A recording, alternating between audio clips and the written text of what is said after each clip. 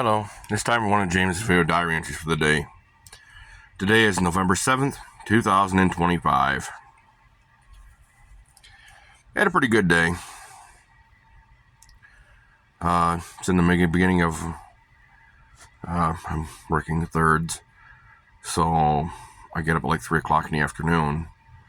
So it's in the early morning for me, end of everyone else's day. The day went fairly well. My boss understood, and, I'm a money-grubbing whore, apparently. And, for that end, I try not to screw other people out of their equipment, even though they're having me as a fill-in, so I take their equipment since they don't live in their rig. I live in mine, and it's great. I appreciate the people that I work with. My boss is kind of a toxic leader. Severe toxic tendencies, so she doesn't plan. Then when you have to do the planning in office, but you don't get the money for it, she does.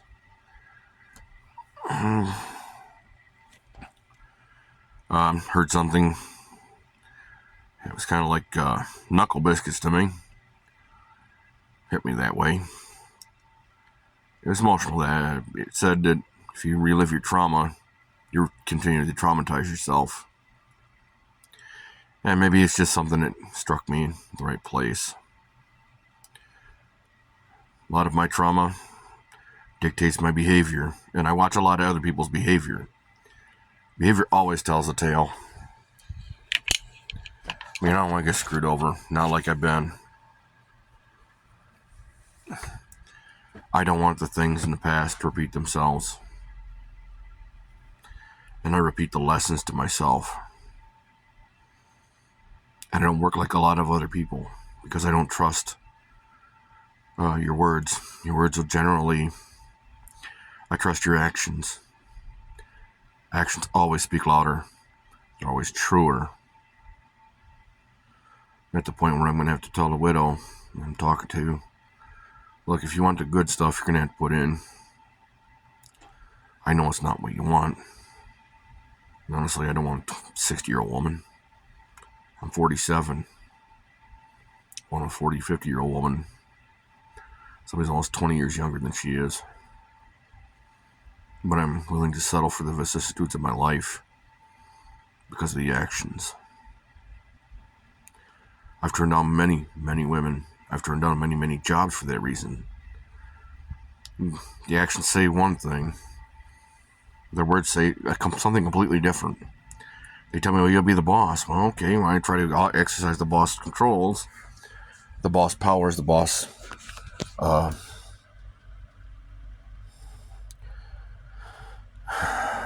powers, the perks and bennies. Oh, you're not the boss. Bitch, if you want me to be the boss, you want to take the $125,000 a year job. I gotta be the boss. I gotta be the one in control. If I'm not in control of the purse, if I'm not in control of the perks and bennies, I don't want the job. I don't want to work to be a slave, man. It's one of the reasons I think my leadership here at DHT, some of it is kind of toxic. Very toxic. It's some very, very toxic behavior. That's why I'm looking right now for another job. It's where I got away from my cousin and my first cousin. My first cousin's extremely toxic. A lot of DEI BS.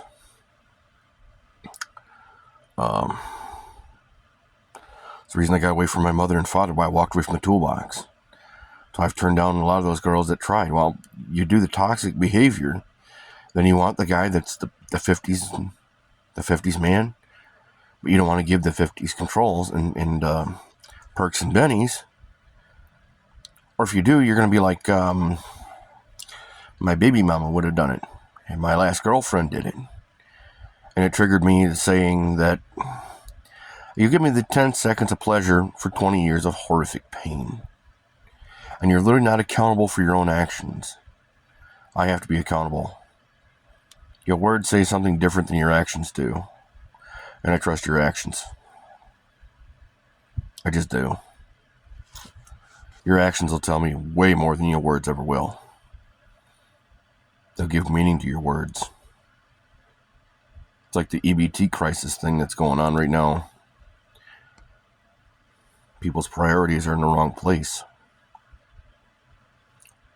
Dating, same thing. Priorities in the wrong place. Oh, my body. Your body is one horrific, wayward event. A house fire, a plane crash, car wreck, one misadventure. Through no fault of your own, and you've lost it. If that's your entire identity, that's all you bring. I mean, I bring skills, talent, effort. That's what I bring to the table. I don't bring money right now.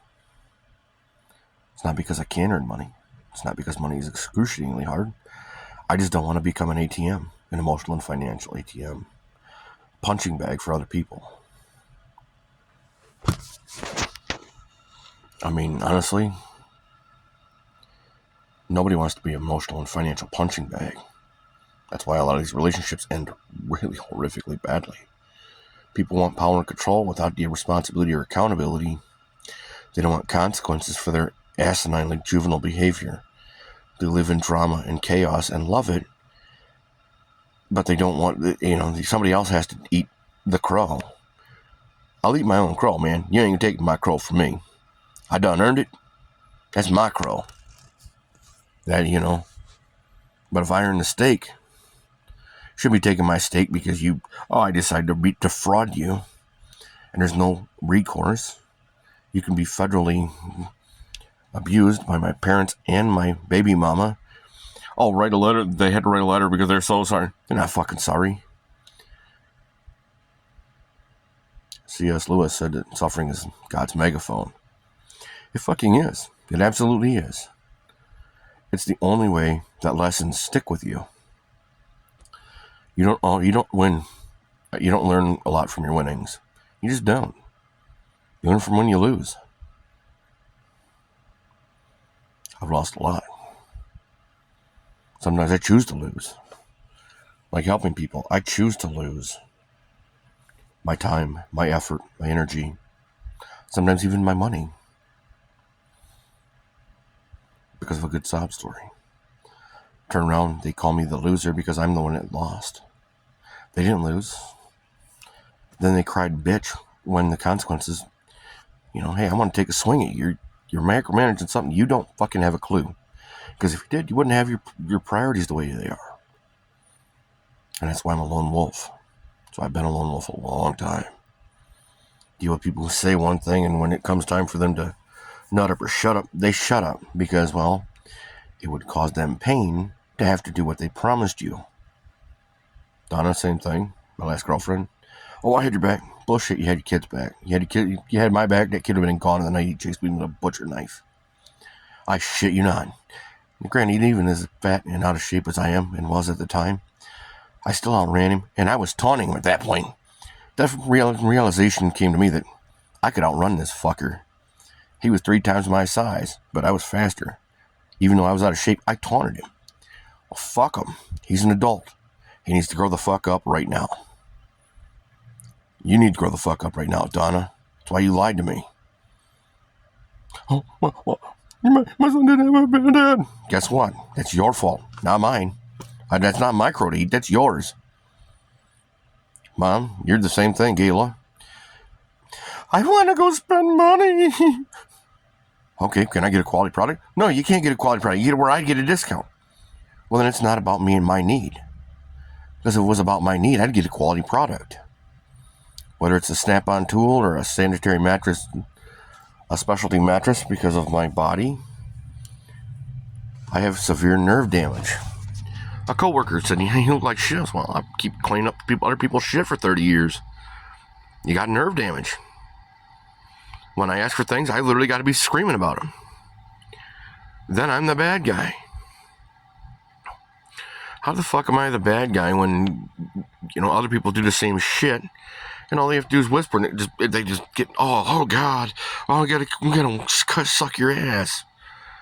When the guy who actually has the skill and knowledge needs it for support, we can't do it. It's the inception of the channel. Because I was on the road, And I was that nervous. And I'm grateful that you guys have stepped up. Most of the guys that do step up aren't local to me.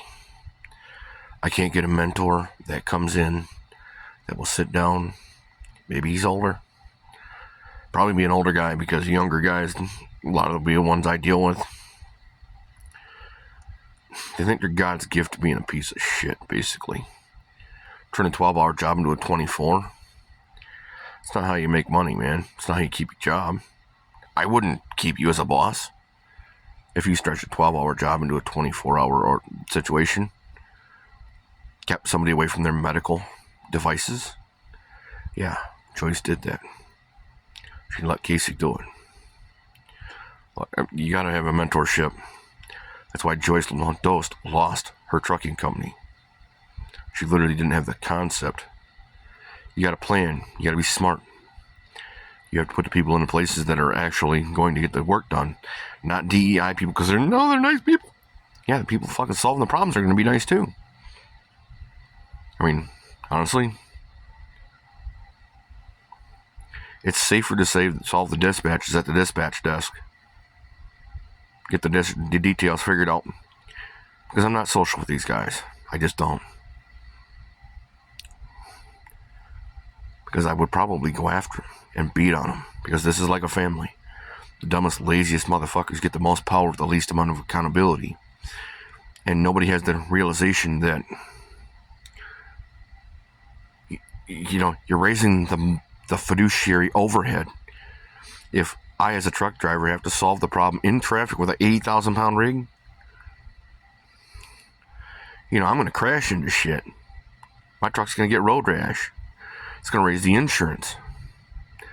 It's going to keep the maintenance cost high. Not that the maintenance cost for me isn't extremely high anyway, just because, well, for me, I'm more of an omni-apparatus. And by that I mean, in all things prepared. I try to be semper fidelis and omni-apparatus. I try to always faithfully be prepared in all situations. I learn continuously. I solve problems. I put my own skin in the game. I try to be polite to everyone. Admiral McRaven, in 2014 at Texas College, his oration was it's beautiful, and it's absolutely true.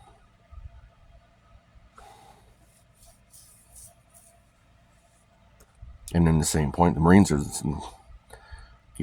ready for anything. They're the guys that you give a challenge to, and they'll show you how fucking dumb your solution really was, and what actually works. Be like a military mechanic. It's not dumb if it works. I mean, you can fix things with shoelaces and tie glow sticks to poles with earthworms.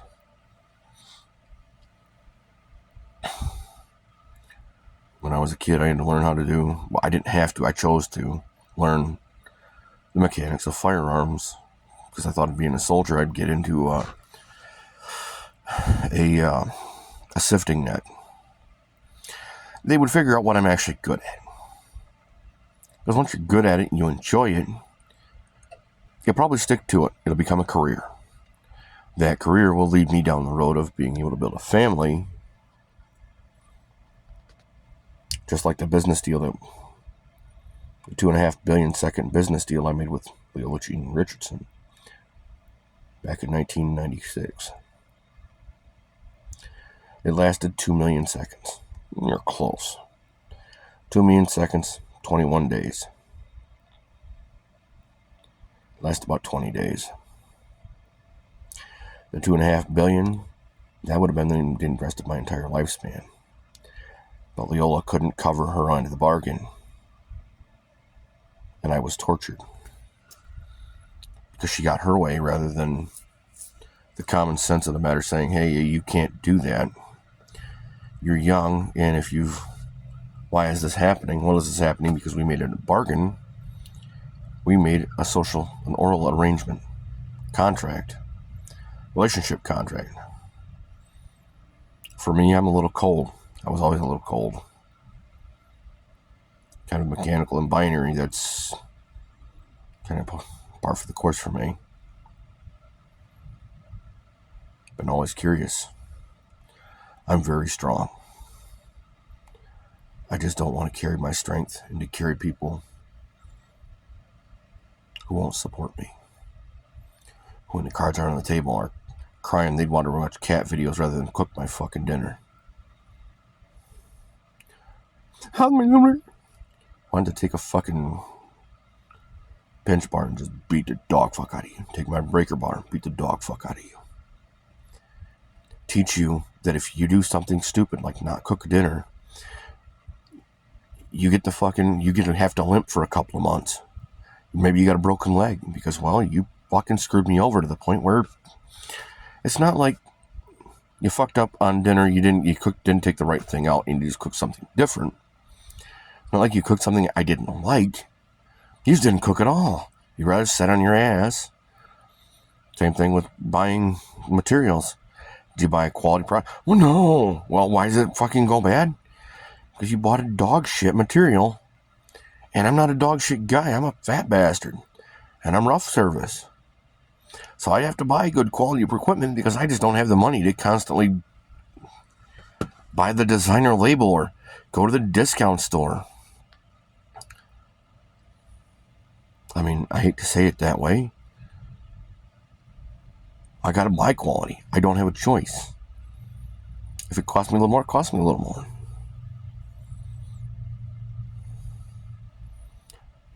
You know, I know how to make friends with the guys that are going to keep me running.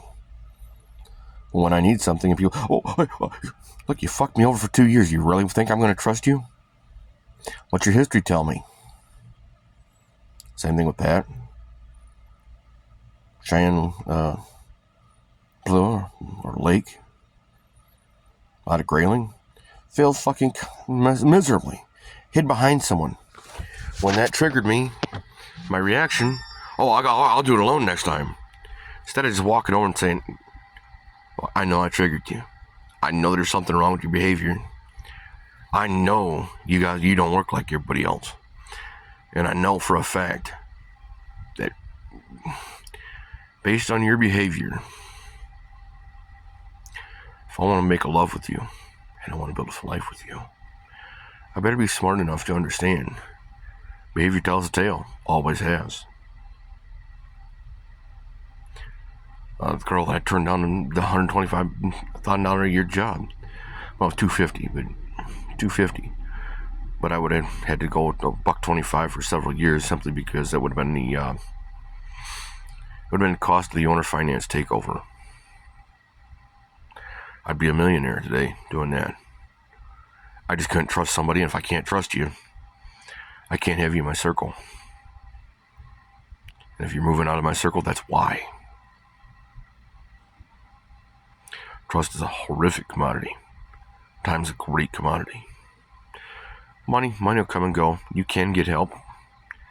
I have gotten help, and I'm grateful for the help from Michigan Works. Mary Warner out of Saginaw. The TRAA program that I earned through Dura.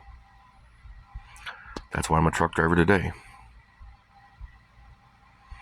My support system should have done this over 20 years ago. My support system should have made sure I had a lawyer when I was in child support. If they were what they said they were going to do, they would have made sure that the right thing happened so that I have a relationship with my kid, my daughter. Today, if I won the lottery and got big some other way, maybe I sold an item, sang a song, and it went super nuclear viral, and I got the money that way, all these gold diggers and broke bitches would come out. Oh, you're my family. Bitch, where the fuck were you?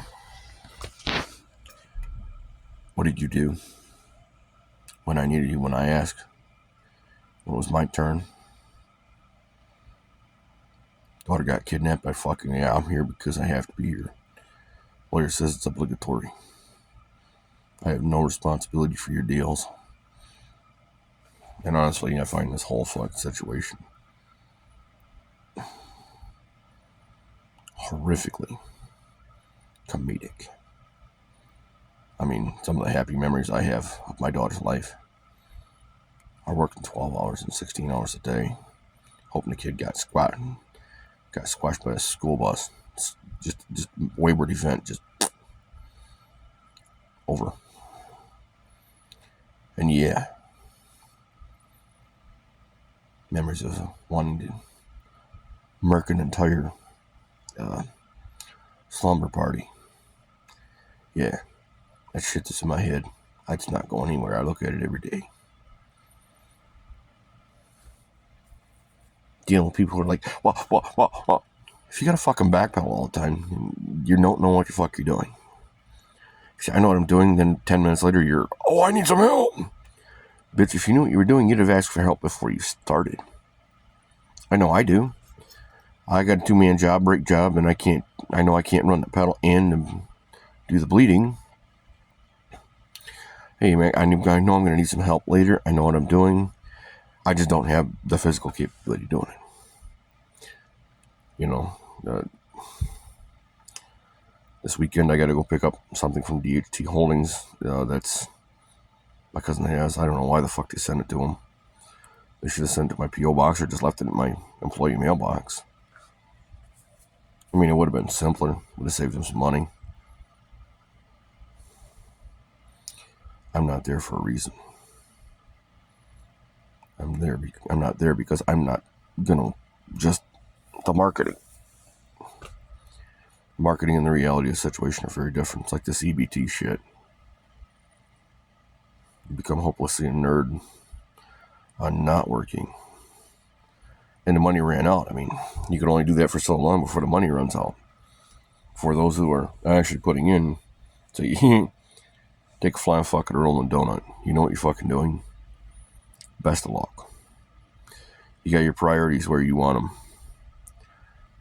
Guess what? Karma's gonna fix that shit for you. No, I'm sorry about this being a rant and TED Talk.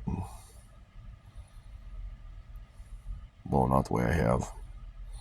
But I appreciate that you've been with me this long. Get this far in the message. These are yours. These are not taxi doors. The comment section's a great place to let her rip. Try to be as good as you can because YouTube does some weird things sometimes. Not always, but sometimes. And I'm grateful for all of you. I'm grateful for the platform. Have a good